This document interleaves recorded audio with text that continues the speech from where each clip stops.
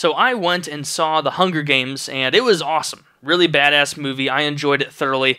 If you haven't seen it yet, 2 thumbs up. I really enjoyed it. But this video isn't going to be me kind of, reviewing it from the perspective that you might want before a movie. I'm going to be talking about it more in depth and thinking, or I guess hashing through what I felt about the movie and the main, themes and ideas they were trying to convey through it. So if you haven't seen the movie yet, please do yourself a favor and close out of this video. If there's someone in the room with you that wants to see the movie, close out of the video.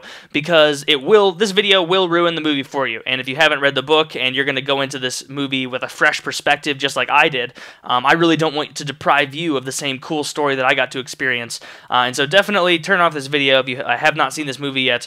But anyway, let's get talking to the rest of us who have seen the movie and want to kind of hash through it. So I'll give you like 5 seconds to decide, How about you leave? You sure you don't want to get out? Come on, guys, get out. Get the hell out.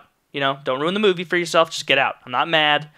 Okay, it's just the rest of us, thanks. So, I really enjoyed the movie, and there were a few things that pissed me off about it, just from the realistic standpoint, but for the most part, I realized it's a fantasy movie, so you can't be taking all of this stuff realistically, but I enjoyed it. I enjoyed it a lot, and the main kind of theme that I got from it, and I've tossed this back with a few friends so far, but this is what I kind of get from this movie so far. This is my kind of, first glimpse analysis. Now, pretty much, I equate the people who live in the capital, the bureaucracy, the rich, the people who are dressed like that, and all the men are in makeup, and they're all really elaborately adorned and all these nice jewelries and things. I picture them as being reminiscent of us. They are to represent the consumer, the person who wants to be entertained, the person whose #1 priority is to find something to hold their attention, something that will distract them from the woeful emptiness of their life. And that's what I got from that, is that all of these people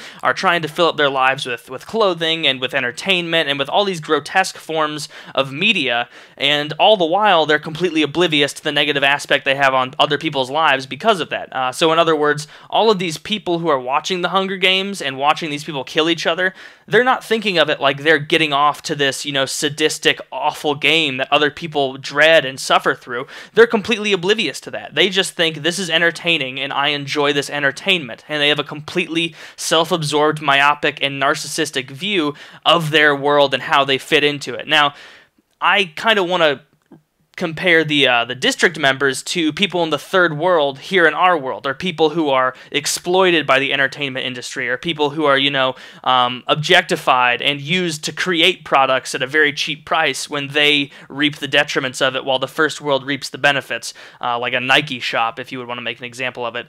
And so pretty much what I got from the movie is that we people in the first world, we watch these things on TV, we listen to this music, we use these products, we partake in these events, all of which have grave consequences, but all of the consequences are relegated to the third world. And so we can sit there and enjoy our lavish lifestyles in complete ignorance, not knowing the horrible ramifications of what we do. And that really struck with me and really seemed to resonate with the way the bureaucracy and the people living in the capital live, is because they don't care. They don't give a shit about the people living in the districts. And it's not because they think that the people living in the districts are somehow less people than them, because they don't think that, just like people in the first world don't magically think that third world humans are less human than them. It's just a matter of complacency and laziness, and allowing yourself to become so inoculated in the comfort of your culture that you lose that fervor, that drive to try and make things better.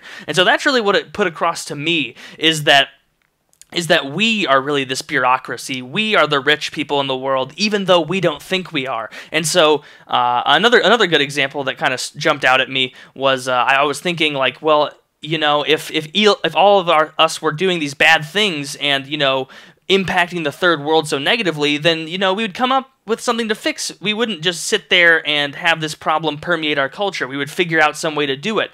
Because in our heads, we like to imagine that we are somehow not a part of the problem, and that when you see someone that's a crazy part of the problem, they jump out and you immediately realize they're a part of the problem. But that's not the case, because even though every one of the bureaucracy members was dressed so ridiculously and acting so crazy and out of line, since they were all acting in the same way, it seemed normal. So kind of similarly, we here in the first world, we all have this kind of self-assurance that we're like, oh yeah, I may not be the best and most humanitarian person, but I'm not one of the real problems. I'm just a regular first world person. I'm not really contributing to the problem. I'm not really, you know, on the bad end of this equation. And then we convince ourselves of that to the point that we just delude ourselves into thinking that because our fellow human beings living in our culture with us are also equally deluded and, you know, living in a fictitious reality that isn't true, that we can kind of get away with that. And so that was my kind of first impression from the movie, is that it's really a reflection of how we, as the rich first world people, really take advantage of the fact that we have this really blessed position in society, and we really like to think that it's due to our own intrinsic value instead of just happenstance. And so that was my take from this movie. I know that's not really, you know, what you guys wanted to hear, maybe as far as like, oh, you should have jumped and cut that guy in the head and shot an arrow right through that guy's eye socket. Maybe that was what you were expecting, me talking about the gore of the movie and whatnot, but that's pretty much what I felt about the movie. I apologize if these thoughts were kind of rambling, but I really did want to get them out in a pure form to try and really convey my opinion about that. So let me know what you think about that. I really... I wouldn't blame you if you thought that I was 100% wrong about this, since that's clearly a possibility. The director and the writer of the film could have had no intention to allude to a message about that at all. But you know, that's just my interpretation, and that's what's so cool about movies and art like this, is because you can each make your own meaning, and that's really awesome. But anyway, that's all I gotta say. I hope you guys enjoyed the video. If you did, a rating would be cool, and if not, yell at me in the comments. See ya. Oh, you thought I was gonna forget to say I love you. Well, I didn't. I love you.